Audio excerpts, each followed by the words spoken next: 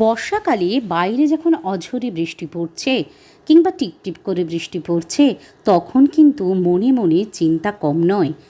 এই বর্ষার সময় কি করে ভালো থাকবেন, কি করে বাড়ির আপনজনদের ভালো রাখবেন, সেই নিয়ে দুশ্চিন্তার কিন্তু অন্ত নেই।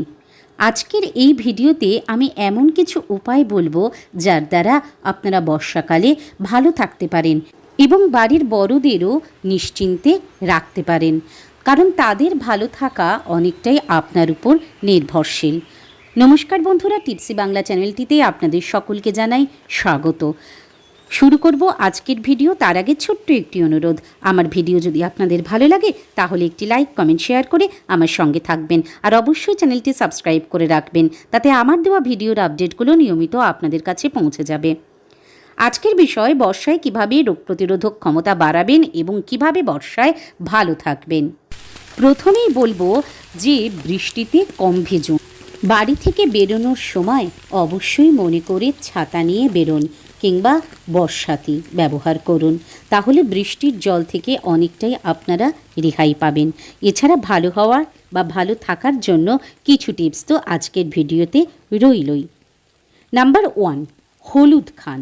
খাবারের তালিকার শীর্ষে রাখুন কাঁচা হলুদ। এই সোনালি মশলাটি কার্কিউমিনে সমৃদ্ধ, যার শক্তিশালী প্রদাহ বিরোধী বৈশিষ্ট্য রয়েছে।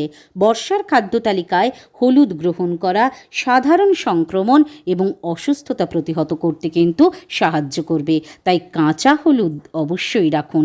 যদিও কাঁচা হলুদের গুণ নিয়ে আলাদা করে বলবার কিছু নেই, তবুও এই বর্ষাকালে রোগ ব্যাধি এড়াতে, সংক্রমণ থেকে বাঁচতে অবশ্যই কিন্তু আপনি হলুদ ব্যবহার করতে পারেন।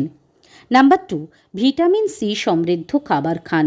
প্রতিদিন 2টি করে মুসাম্বি আপনাকে বর্ষায় শুধু নয়, সারা বছর সুস্থ থাকতে সাহায্য করবে। বাড়ির বয়স্কদের দিন মুসাম্বির রস, এতে কিন্তু রোগ ব্যাধি পালাই পালাই করবে। নাম্বার 3, বহু ভিটামিনে পূর্ণ আরও বিভিন্ন খনিজ উপাদানে সমৃদ্ধ আনারস খেতে কিন্তু ভুলবেন না।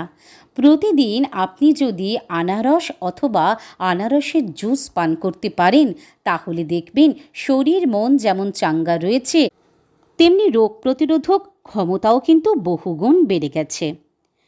নাম্বার 4, চা পান করুন আদা দিয়ে।